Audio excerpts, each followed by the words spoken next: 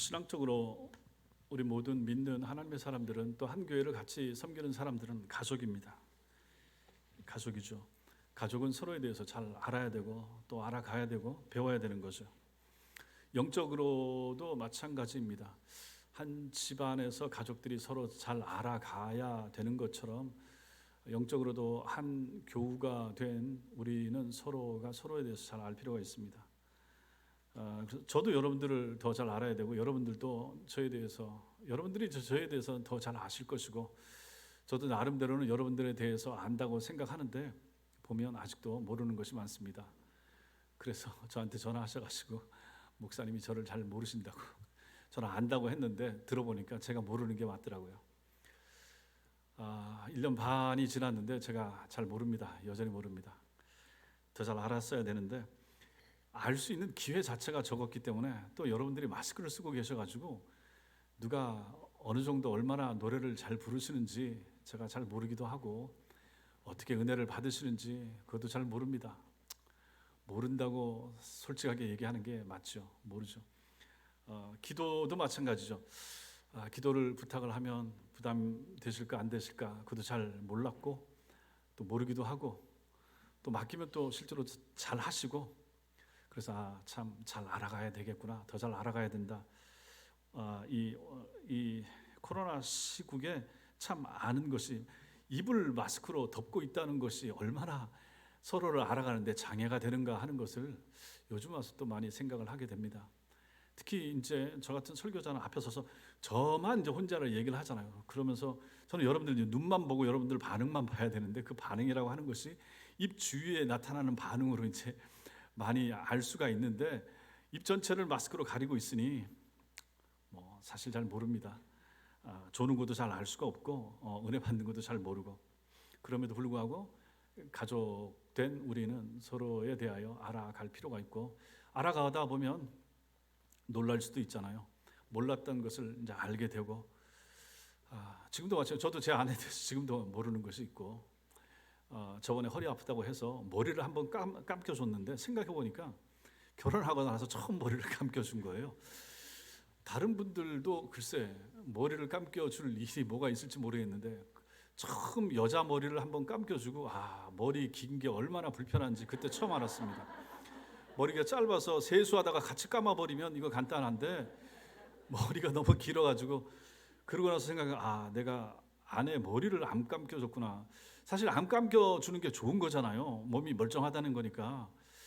그러니까 아프고 나서 자꾸 다른 권사님들이 저보고 잘해주라고 그러는데 잘 하고 있고 잘 하려고 하고 있고 근데 제 아내는 여전히 만족 못하고 있고 저는 노력한다고 하는데 겨우 그거 가지고 한 가족인데도 이렇게 안 맞는 게 너무 많고 그래서 언제 맞출까 생각해보니까 죽기까지 맞추기 힘들겠다. 그래서 뭐가 아멘이 그거 아니지. 잘 하시라고 얘기하는 거예요. 그게 가끔씩 아멘을 해야 될 때 안 하고 안 해도 될 때 하는 분들이 계세요. 에이고 참 장로님도 마찬가지지. 가족들한테 잘하셔야 됩니다. 정말 잘하셔야 돼요. 우리 베이선 집사님 그 딸하고 동생이 와서 아까 이제 예배 드리고 이제 얘기하고 갔잖아요. 딸이 같이 못 사니까 저는 이제 몰랐는데 이제 마지막 전화 통화하면서 엄마가 세상을 떠나셨더라고. 소리가 점점 멀어지면서 저녁 8시 몇 분쯤에 한 20분 정도 통화하다가 저녁 뭐 먹었어요? 이 얘기하다가 점점 소리가 안 들려서 봤더니 그때 이제 폐에 물도 찼고 해서 소리도 안 나오는 데다가 이제 심정지가 와서 그렇게 돼서 이제 딸이 깜짝 놀라갖고 이제 언니 저 사랑스러운 교회 근처에 있는 이모한테 가보시라고 하니까 이제 집에 갔는데 문을 4개나 사중으로 잠궈 놓고 있으니까 열 수가 없고 119 불러서 이게 뜯는데도 이제 시간 30-40분 걸리고 그러니 안에서는 이미 돌아가신 다음이고 이렇게 됐다는 거죠. 다 그렇게 떠나 보내고 나면 가족들은 얼마나 마음이 아픕니까? 더 잘해줄 걸 살아 있을 때 이것도 해주고 저거도 해주고 그렇지 않겠습니까? 근데 참 감사한 것이 우리 권사님들이 그렇게 잘 돌봐줬다는 거예요. 누가 와서 빨래도 해서 삶아가지고 갖다 놓기도 하고 반찬도 해가지고 그런 거 생각하면 참 너무너무 감사하다. 우리 권사님들이 이 교회 근처에 계신 분들이 그렇게 잘 챙겨주셔가지고 마지막에 가실 때 고통 없이 가시고 또 하나님이 부르셨으니까 가시는 건 가시는 것인데 좋은 인상과 기억을 가지고 천성교회에 대하여 가신 것에 대하여 참 감사하다. 그 유족들이 이렇게 생각하니까 얼마나 고마운 일입니까? 그러니까 가족입니다. 우리는 한 가족입니다. 가족을 잘 알아야 되고 가족 내 마음에 안 들 수도 있습니다. 가족 때문에 상처 되기도 하고 상처 주기도 합니다. 그럼에도 불구하고 버릴 수 없는 것이 내 가족입니다. 심지어 교회는 버릴 수 있죠. 교회는 떠나죠. 뭐 지상 교회니까 어쩔 수 없습니다. 그러나 내 사랑하는 가족들은 그럴 수가 없잖아요.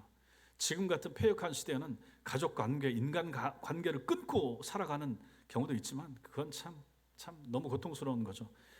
마음이 너무 완악해졌다 볼 수가 있는데 그것은 바람직하지 않은 것이고 어쨌든 여러분과 저는 영적인 가족이니까 잘 챙겨주셔야 됩니다. 누구라도 마찬가지입니다. 가족 집안에 4명, 5명 있어도 뜻이 안 맞고 아내와 남편 간에도 뜻이 안 맞는 경우가 많은데 교회에서는 오죽하겠습니까? 또 우리처럼 합병해서 같이 한 식구가 되어서 간다고 했을 때도 마찬가지인 거죠. 여기서 10년, 20년, 30년 지내신 분하고 이제 1년 반 되신 분들하고 금방 그것이 화학적인 결합이 나타날 수 있겠습니까? 그러나 노력하셔야 되는 거죠. 저도 마찬가지고 여러분도 마찬가지고 차별, 구별 이런 거 없습니다. 우리는 하나고 하나님의 뜻 안에서 서로를 잘 챙기면서 같이 가야 할 우리는 가족입니다. 인생은 이렇게 가족과 함께 시작되어 가족과 함께 끝이 납니다. 가족들이 보는 가운데 세상을 떠나기도 하고 안타깝게도 혼자 하나님의 나라 들어갈 수도 있지만 어쨌든 가족은 옆에 있으면서 가족이 보는 가운데서 세상을 떠나는 것입니다. 독신이나 비혼주의자가 아니라면 보통 누군가의 자녀로 시작을 하죠. 누군가의 부모로 인생을 마치게 되는 것입니다. 그렇다면 우리는 어떤 부모가 되어야 되는가? 오전 설교에서도 살펴봤지만 한 번 더 이 부분에 대하여 우리는 어떤 부모가 되어야 되는가? 나는 어떤 부모가 되어야 되는가? 그 답을 우리는 오늘 본문 이 말씀 속에서만 한번 찾아보겠습니다. 어떤 부모가 되어야 되는가? 먼저는 마땅히 행할 길을 가르치는 부모입니다. 마땅히 행할 길을 가르치는 부모. 6절 앞부분에 마땅히 행할 길을 아이에게 가르치라 이렇게 말합니다. 인간은 인간으로서 마땅히 해야 할 도리라는 게 있죠. 도리. 그 도리를 따라 살아야 사회 속에서 조화롭게 살아갈 수가 있습니다. 그런데 이 도리라고 하는 것, 기본적인 인간의 도리, 이것을 어디서 배우는가? 가정에서 배우고 학교에서 배웁니다.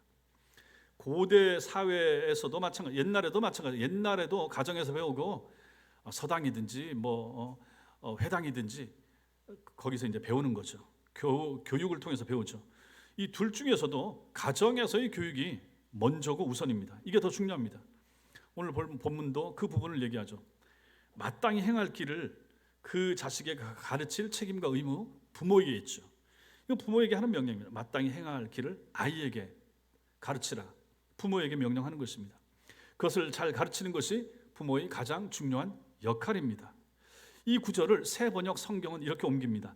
마땅히 걸어야 할 그 길을 아이에게 가르치라. 이렇게 옮기고 있습니다. 그럼 부모가 자식에게 가르쳐야 할 마땅히 걸어야 될 길, 마땅히 행할 길, 그것이 무엇인가? 세상에서는 여러 가지 말할 수 있지만 교회 안에서 이것을 한 두 가지로 얘기를 할 수가 있죠. 먼저는 하나님을 사랑하는 것입니다. 마땅히 행할 길, 우리 자녀들이 하나님을 사랑하도록. 부모는 자신의 자녀가 하나님을 사랑하게끔 양육해야 됩니다. 솔로몬은 오늘 말씀 앞에 보세요. 3절과 4절 보세요. 3절, 슬기로운 자는 재앙을 보면 숨어 피하여도 어리석은 자는 나가다가 해를 받는다. 둘로 갈라집니다. 슬기로운 자와 어리석은 자로 딱 갈라지더라 하는 것이죠. 4절, 겸손과 여호와를 경외함의 보상은 재물과 영광과 생명이라 이렇게 밝히고 있습니다. 여호와를 경외하는 자에게 재물, 영광, 생명이 보상으로 주어진다. 이러한 여호와를 네가 잘 섬겨야 된다. 이 하나님 사랑해야 된다. 이렇게 가르치는 거죠. 5절에 보십시오. 패역한 자의 길에는 가시와 올무가 있거니와. 부모 말 안 듣고 패역한 길로 가게 되면 가시, 올무가 있다. 그래서 영혼을 지키는 자는 이것을 멀리한다. 이렇게 가르쳐줍니다. 인간은 처음에 하나님의 형상을 따라 창조되었습니다. 그분으로 말미암아 이 세상을 살다가 그분께로 돌아가는 존재가 바로 우리들입니다. 인간들이죠. 그러니 인간은 하나님을 사랑하지 않고는 그 존재 이유를 찾을 수 없는 존재입니다. 그러니 하나님 사랑하지 않고 믿음 없이 신앙 없이 세상에서 아무리 잘되고 열심히 산다고 해도 인간답게 사는 것은 아닌 것이죠. 참으로 인간답게 사는 것은 없이 살아도 못 가진 채 살아도 신앙 안에서 하나님을 아는 가운데 살 때 그 사람은 참 인간으로서 사는 것이라 이렇게 말할 수가 있습니다.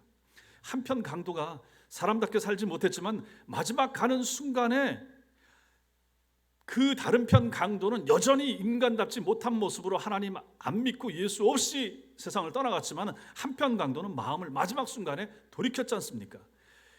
인간으로 살았지만 참 인간의 모습은 아니었지만 그렇게 살았지만 마지막 순간에는 하나님을 알고 예수의 이름을 부르는 인간의 모습으로 하나님 나라 들어간 사람이 한편 강도였던 것입니다. 그러므로 이걸 생각한다 그러면 다 인간이라고 해서 사람 모양을 가지고 있다고 해서 사람이 아니고 참 신앙을 가지고 믿음 안에서 살 때 그 사람을 참 신자라 참 사람이라 이렇게 말할 수 있다 하는 것을 오늘 말씀에서 우리는 배우게 되는 것입니다. 아담 이래로 타락한 모든 사람들은 태어나면서부터 그래서 자기만 사랑합니다. 남 사랑하는 거 쉽지 않습니다. 가족은 사랑하죠. 그런데 또 가족도 자기 마음에 안 들면 그 가족과도 등지고 사는 경우들도 많습니다. 마찬가지죠. 우리 자녀들도 그들 스스로 하나님을 사랑할 수 없습니다. 오전에도 말씀드렸죠. 어머니 뱃속에 교회 다니는 어머니 뱃속에 태어난다고 해도 그 아이가 모태신앙으로 났었어도 2살 이하 되기 전에 유아 세례를 받았어도 저절로 신자가 되는 거 아닙니다. 유아 세례 받고 입교를 만 14세, 만 15세에 주는 것은 그 아이가 스스로 판단하고 생각해서 내가 죄인이고 내게 구세주가 필요합니다. 천당종 믿습니다. 라고 하는 고백이 나오면 그 아이에게 입교를 시켜서 세례교인을 인정을 해주는 거죠. 만약 그런 믿음이 없으면 그 아이에게 입교시킬 수 없습니다. 그냥 어렸을 때 유아 세례 받고 계속 지나가는 거죠. 태어날 때부터 그런 존재라 하는 것이죠. 하나님을 사랑하면서 태어나는 사람은 없는 것입니다. 우리 자녀들도 그래서 그들 스스로는 하나님 사랑하지 않습니다. 따라서 그들의 영혼이 거듭나고 회심해야만 하나님을 사랑할 수 있습니다. 그래서 제가 자주 강조하는 단어 있죠. 회심, 중생, 거듭남. 이게 제일 중요합니다. 그냥 앉아있는 모습만 가지고 얘 교회 나온다 그걸로 만족해서 안 된다 하는 거죠. 그러니 부모는 자녀가 복음을 듣게 해야 되고 그들이 자신들의 죄를 깨달아 회개하고 예수 그리스도를 믿게 해야 하는 것입니다. 그것이 부모의 도리고 부모의 책임이고 가장 중요한 것입니다. 아이를 가정에서 잘 먹이고 입히는 것보다 더 중요한 거 그 아이에게 신앙이 들어가도록 만드는 거. 여기 계신 분들 중에 그렇게 하신 분도 있지만 아직 그렇게 안 된 자녀들 때문에 마음 아파하는 분들 계시지 않습니까? 그러니 이것이 얼마나 힘든 일인가. 이것은 사실 사람의 능이나 힘으로 되는 게 아니잖아요. 돈으로 되는 것도 아니고 무슨 다른 외부의 힘을 빌릴 수 있는 부분도 아니거든요. 그래서 하나님을 사랑하게 만들어주는 것, 이것이 마땅히 행할 길이고 이것을 가르치는 부모가 되는 것이 첫째로 중요하다 하는 것입니다. 다음으로는 마땅히 행할 길, 어떤 길을 가르쳐야 되는가? 사람을 사랑하게 만들어야 됩니다. 먼저는 하나님을 사랑하게, 다음으로는 사람을 사랑하는 사람으로 우리의 자녀들을 키워내야 됩니다. 하나님을 사랑하는 사람은 반드시 하나님의 형상을 가진 다른 사람들을 사랑하게 됩니다. 신자로서 다른 사람을 아끼고 사랑하지 않는다, 말이 안 되는 거죠. 사람으로 창조된 이유가 바로 그것이고 그만큼 남을 챙기고 남을 사랑하게 될 때 자기도 행복하게 되는 것입니다. 이렇게 여러분의 자녀들로 하여금 사람을 사랑하는 사람으로 키우기 위해서 부모된 우리가 해야 할 일이 있습니다. 그것은 다른 사람과 함께 살아가는 법을 가르치는 것입니다. 당연하죠. 이건 가정에서부터 가르쳐야 되는 거죠. 하나님은 한 사람이 이 세상에 있는 것을 좋게 보지 않았습니다. 아담 혼자 있는 것이 보시기에 좋지 않아서 결국은 그를 잠재우고 그의 갈빗대를 뽑아서 하와를 만들어서 둘을 만들어 놓으시고 하나님이 만족하셨다. 이것은 그 경우에만 해당되는 것이 아니고 이 일반적으로 인간 세상이 다 마찬가지라 하는 것입니다. 한 사람만 세상에 있는 것보다 서로를 자기 몸같이 여기며 사랑하는 사회가 아름답기 때문에 하나님이 그렇게 지으신 것입니다.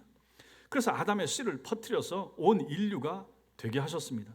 그러나 다른 사람과 더불어 함께 살아간다고 하는 것은 때로 불편합니다. 때로 고통스럽습니다. 힘듭니다. 부딪힐 여지가 많습니다. 그러나 다른 사람과 함께 살아가는 것은 피할 수 없는 우리 인간에게 주어진 도리입니다. 가정생활도 마찬가지고, 학교생활도 마찬가지고, 직장생활도 마찬가지고, 교회생활도 마찬가지입니다. 우리 같이 해야 됩니다. 옆에 있는 사람과 함께, 우리 교우들과 함께 같이 가는 것입니다. 그러니 자녀가 다른 사람에 대한 배려와 도와주는 것, 관계와 헌신해서 인간으로 살아가는 삶의 보람을 느끼도록 가르쳐주는 것, 이것이 부모가 해야 될 중요한 일이 되는 것입니다. 너 공부 열심히 해야 돼, 너 혼자 잘나야 돼, 이렇게 가르치는 부모도 없지만 만약 그렇게 가르친다면 얼마나 잘못된 것입니까? 다른 사람과 함께, 친구들과 함께 같이 가는 것을, 그 방법을 가르쳐주는 거죠. 같이 가다가 넘어질 수 있고, 같이 가다 아플 수 있고, 같이 가다 상처받을 수 있지만, 그러나 그것을 극복하고 또 그와 함께 또 주변에 있는 사람들과 같이 걸어가는 방법을 가르쳐줄 수 있는 부모가 되는 것이 중요하다 하는 것을 이 말씀에서 우리는 배우는 것입니다. 그러니 교회는 어떻겠습니까? 교회 공동체는 얼마나 더더욱 그렇겠습니까?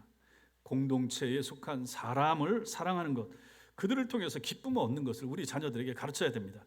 그런 걸 안 가르치니까 교회 와서 다른 사람들을 만나고 어울리고 사귀는 것에 대해서 불편하게 생각하지 않습니까? 왜 내가 굳이 교회까지 가서 그 사람들을 알아야 돼? 사귀어야 돼? 그 모임에 들어가야 돼? 왜 대학부나 청년부에 나가야 돼? 왜 어울려야 돼? 라고 생각하기 쉽지 않겠습니까? 그냥 자기 마음에 맞는 사람하고만, 마음 맞는 친구하고만 어울리면 되지, 왜 교회 안에 가서 잘 모르는 낯선 사람들하고 좋은 채 하면서 어울려야 하는가라고 의문을 가질 수가 있습니다. 그러나 그것도 필요한 것이고, 그것을 통하여 너의 성숙이 나타나는 것이고, 그것을 통하여 네가 도움도 줄 수 있고 도움도 받을 수 있고, 그것이 바로 하나님이 우리에게 원하시는 교회 공동체의 모습이라고 얘기해 줘야 되는 것입니다. 어른들도 마찬가지 아니겠습니까? 혼자만 와서 신앙생활하고 예배만 드리고 집으로 돌아가는 것은 교회의 모습이 아니라 제가 누차에 걸쳐서 말씀드렸습니다. 교회는 항상 두세 사람이 주님의 이름으로 모인 곳이라고 말씀드렸죠. 먼저는 우리가 개별적으로 예수 그리스도를 인격적으로 만나고 회심하여 신자가 됐죠. 신자가 되는데 그 누구도 돕지 못합니다. 하나님과 나와의 관계, 내가 신자가 되었습니다. 그러면 신자가 된 나는 또 다른 신자가 된 다른 사람과 또 다른 신자가 된 다른 교우들과 함께 교회를 이루어서 신앙생활을 하는 것이지, 나 혼자 예수 믿는다고, 내가 집에서 가정재단 쌓고 혼자 예배 드리고 혼자 기도하고 혼자 말씀 읽는다고 신자입니까? 이게 교회입니까? 교회일 수가 없는 거죠. 교회는 반드시 사람이라 그랬고, 두세 사람 이상이 주님의 이름으로 모인 공동체가 교회라고 그랬습니다. 그러면 이 공동체에서 어울리기 위해서는 다른 사람을 이해해 줘야죠. 받아줘야죠. 내 기준과 내 판단에 안 맞는 사람들이 여럿이 있을 수 있습니다. 그럼에도 불구하고 하나님이 저 사람을 빚으셨고 만드셨고, 저 사람의 인생에 대하여 내가 넘지 말아야 될 선은 넘지 않아야 되는 거죠. 인정해 줘야 되지 않겠습니까? 그 사람이 20년이든지 50년이든지 70년이든지 지내온 그 사람의 삶을 가지고 내가 지금 내 위치에서 내 판단을 가지고 저 사람을 함부로 재단하고 판단하면 되겠습니까? 안 되는 거죠. 그러면 내 마음에 안 들게 되니까 그 사람에 있는 그 모습을 포용하고 품으면서 내가 바라는 저 사람의 모습을, 하나님 저분이 저렇게 좀 바뀌었으면 좋겠습니다 라고 하는 것은 하나님께 내가 기도할 수 있는 것이지, 다른 사람한테 흉 보거나 얘기하는 것은 피하는 것이 좋다 하는 것입니다. 이것이 교회 공동체 모습 아니겠습니까? 사람을 사랑하는 것, 하나님을 먼저 사랑하고 사람을 사랑하는 방법을 우리 아이들에게 교회 가서 사람을 사랑하고 함께 가야 된다. 어른들한테 인사를 해라, 인사를 해라. 기본 아니겠습니까? 인사하는 거. 여러분들도 마찬가지, 처음 보면 인사를 하고, 모르는, 우리 교회 안에 있으면 누구든지 인사해야 될 대상 아닙니까? 처음 오신 분이든지 누구든지 마찬가지입니다. 얼마나 반갑습니까? 샬롬하고 인사하는 거죠. 그 사람에게 어서 오십시오 하고 환영합니다. 우리 교회 오면 누구든지 손님이고 우리가 영접해야 될 사람이잖아요. 그런 분들에게 인사를 해야 되는 거죠. 누구를 봐도 마찬가지입니다. 그러니 저를 봐도 만약에 인사를 잘 안 한다 그러면 다른 성도나 다른 어른을 봐도 잘 인사 안 하지 않겠습니까? 잘못된 것입니다. 아닙니다. 고쳐야죠. 누가 고쳐줍니까? 학교 선생님이 고쳐줍니까? 옛날에는 그런 것까지 했지만 지금은 그런 교육을 안 해요. 그냥 학과만 잘 가르치면 되지. 가정교육이 중요합니다. 오전 설교에 얘기했죠. 집에서 가르쳐야 돼요.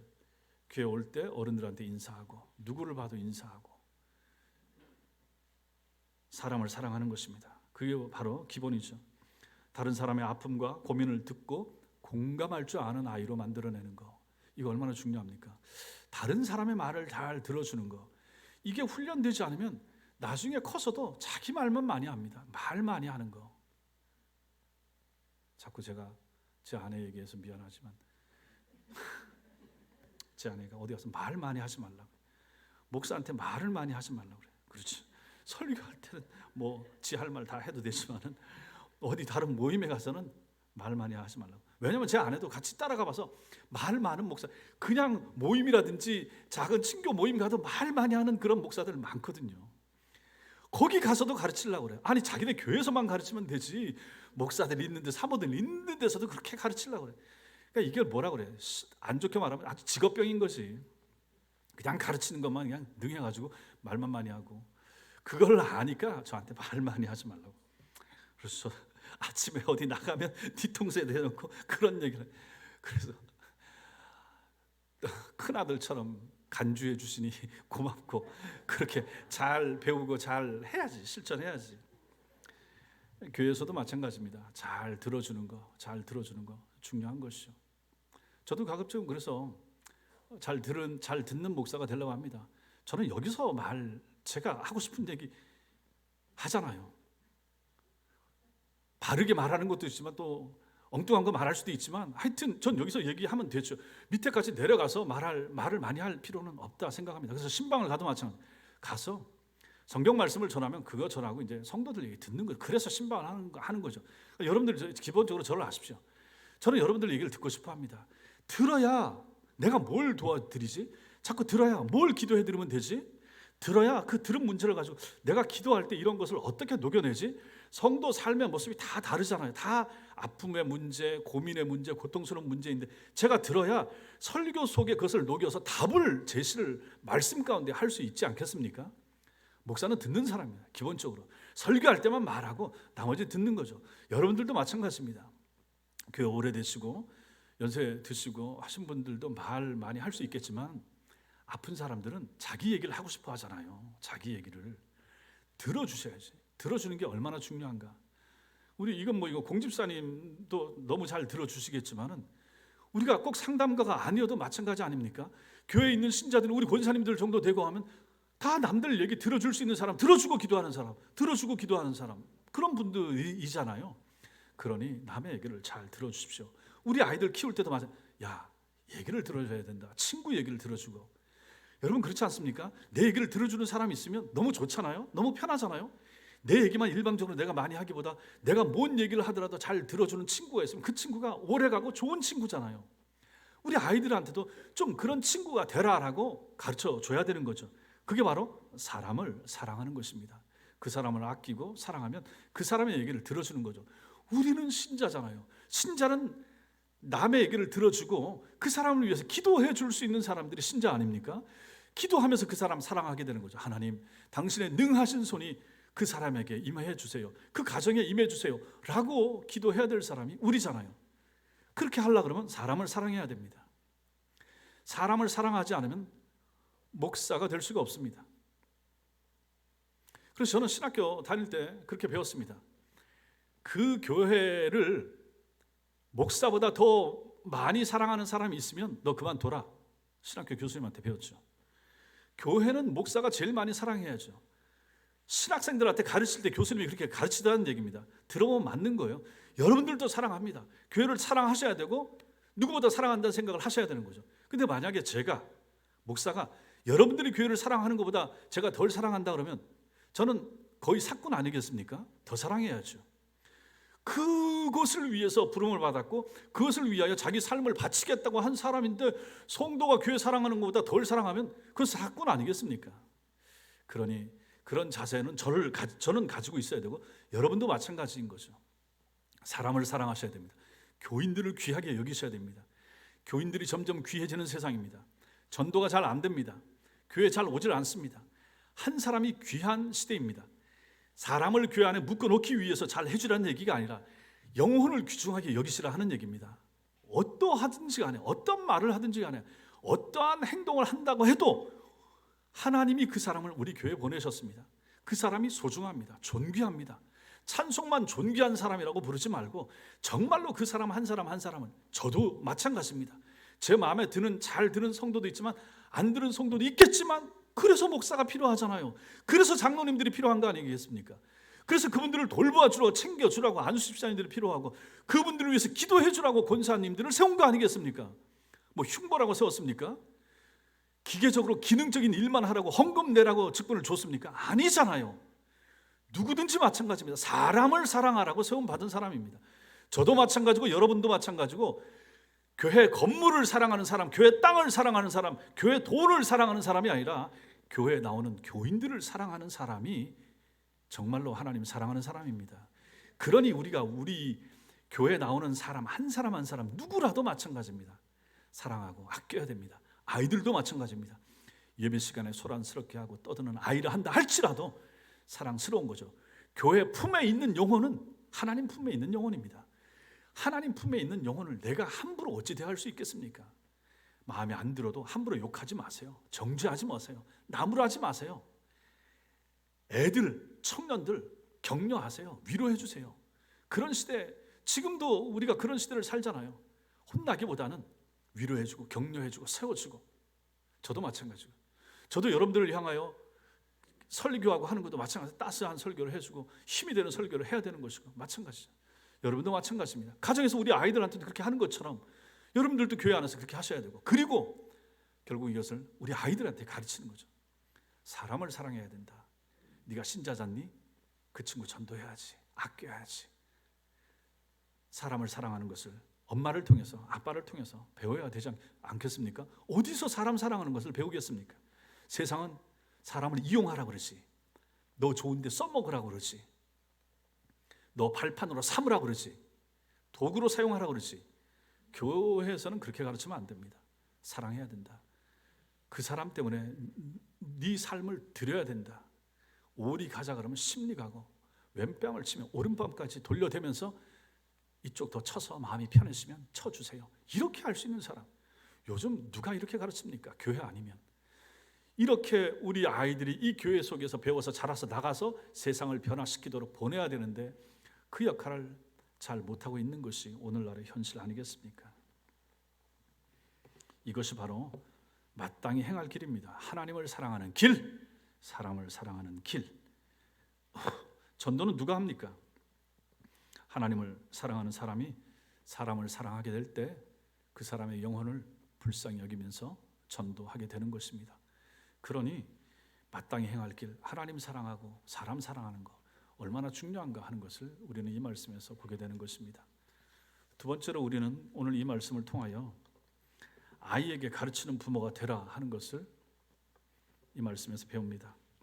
6절에 마땅히 행할 길을 아이에게 가르치라. 아이에게 가르치라. 어렸을 때부터 가르치라. 그러면 늙어도 그것을 떠나지 않는다. 어린아이입니다. 마땅히 행할 길을 아이 때부터 가르치라. 그 아이가 신앙과 도덕의 가르침을 잘 받아들일 나이에 가르치라 하는 것이죠. 인간 성품의 80%는 아동기 때 이미 다 형성된다고 합니다. 그러니 이때 잘 가르치는 것 얼마나 필요하고 중요합니까?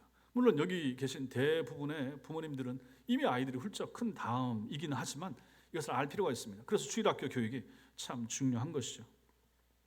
인간다운 삶에 대하여 아무 때나 가르친다고 해서 자녀가 원하는 성품으로 자라나지 않는다는 것입니다. 그래서 부모는 자녀가 부모의 말을 의심하지 않고 받아들일 어린 나이일수록 그때 신앙 교육을 잘하는 것이 필요하다 하는 것이죠.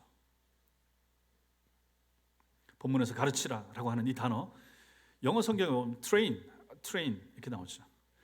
트레이닝한다, 교육시키다, 훈련시키다라는 것입니다.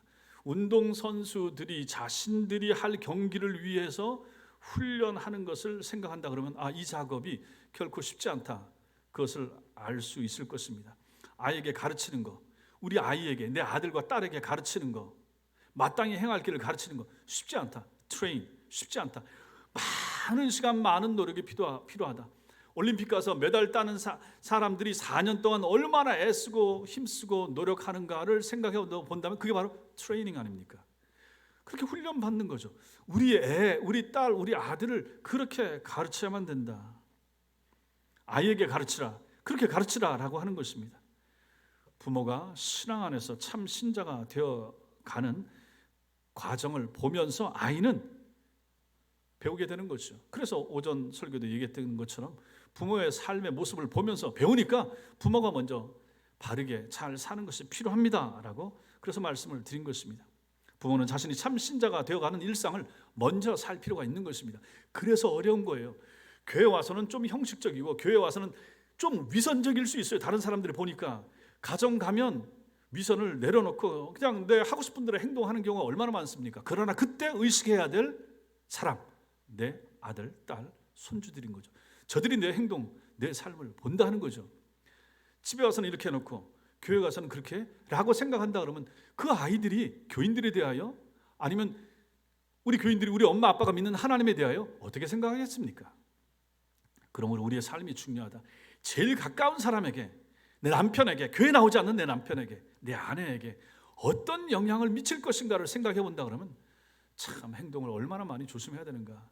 신자인 내 가족들한테도 마찬가지고 불신자인 내 남편이나 아내나 아이들이 있다 그러면 더더욱 오히려 교회에서보다도, 교회에서는 그래도 이해할 수 있는 성도들이잖아요. 근데 집안에서 내 혈육이긴 하지만 그들이 나를 통하여 하나님을 본다고 했을 때 내가 셀로판 용지같이 되지 않겠습니까? 나를 통과해서 봤을 때 하나님을 빨갛게 본다든지 하나님을 파랗게 본다든지 볼 수 있잖아요. 내 행동이 하나님을 보여주니까. 저들은 하나님을 못 보잖아요. 하나님을 본다고 하는, 믿는다고 하는 내 삶을 통하여 투과하여 하나님을 보게 되니 우리가 얼마나 행동을 가정에서도 조심하면서 잘 해야 되겠는가 하는 것을 알 수 있게 되는 거죠. 어리면 어리다고 신앙교육에 신경 쓰지 않고 나이 들면 나이 들어서 이제는 늦었다고, 부모 마음대로 되지 않는다고 내버려 두는 부모님들도 가끔 계신데 결코 그래서는 안 됩니다.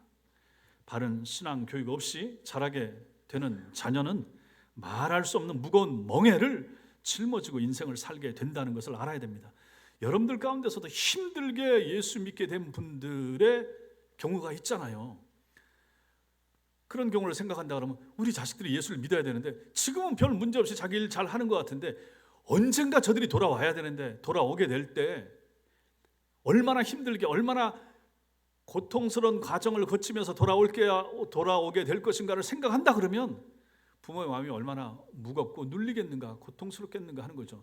하나님이 내 자녀를 사랑한다고 난 생각하고 믿는데 저 아이가 돌아와야 되는데 지금 빨리 돌아오면 돌아올수록 좋지만 늦어지면 늦어질수록 나이가 30이 되고 40이 되고 50이 되면 될수록 점점 늦게 돌아오면 돌아올수록 너무 세상적인 것에 많이 찌들어서 생각 자체가 굳어져 있는 상황 가운데서 말씀을 받아들이기 어렵고 설교를 귀로 듣기 어려운 지경이 되어서 돌아오게 되면 얼마나 힘들게, 얼마나 더디게 예수 믿게 될 것인가, 얼마나 많은 연단과 고난이 있을 것인가를 생각하면 얼마나 부모의 마음이 답답합니까? 그러니 기도를 많이 하셔야 된다 하는 것이죠. 하나님의 은총과 하나님의 도우심과 하나님의 능력이 필요합니다라고 그런 걸 생각한다 그러면 우리는 많이 마음 아파하면서 하나님 앞에 엎드려 기도해야 됩니다. 누구도 해줄 수가 없습니다. 하나님만이 가능하시기 때문에 그 하나님 앞에 엎드려서 기도해야 한다 하는 것이죠.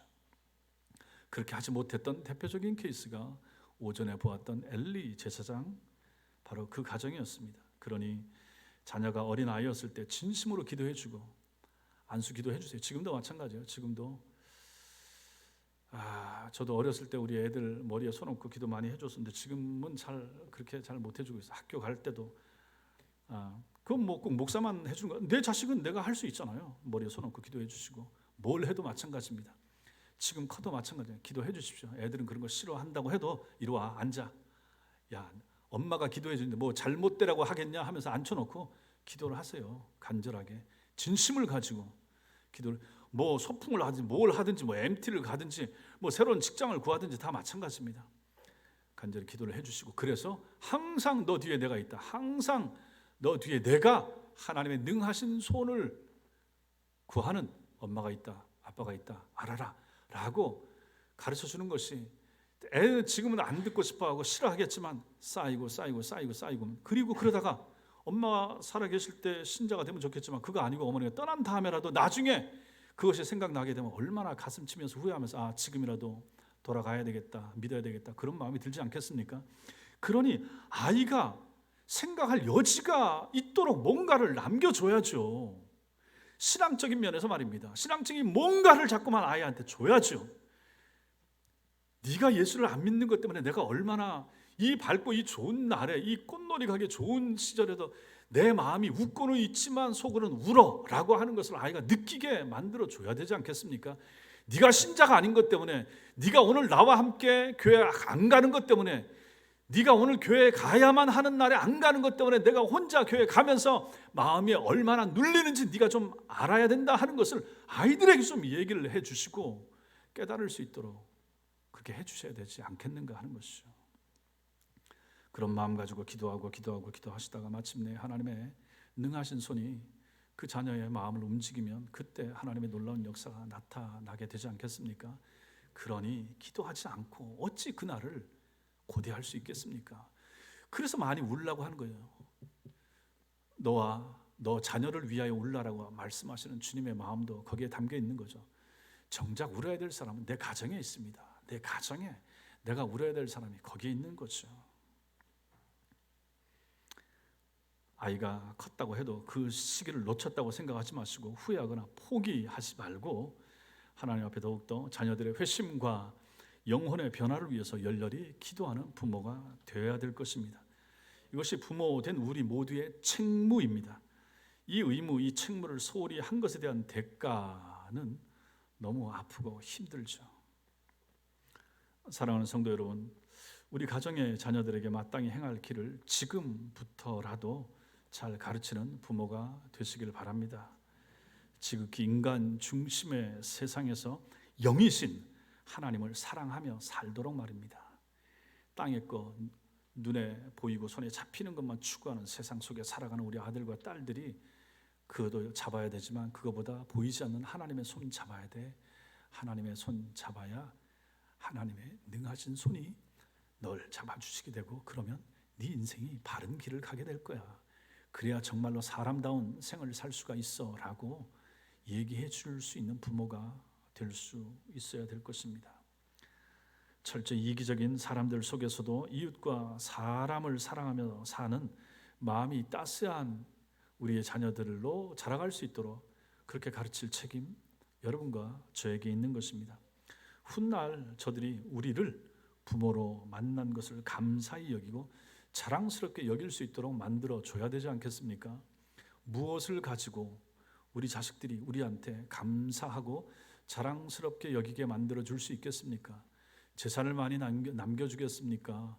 뭘 남겨줘서 저들이 우리 부모 좋았어 라고 얘기하겠습니까? 가장 중요한 것은 영혼을 구원해 주는 것입니다. 저들의 영혼이 살아나도록 만들어 주는 것입니다.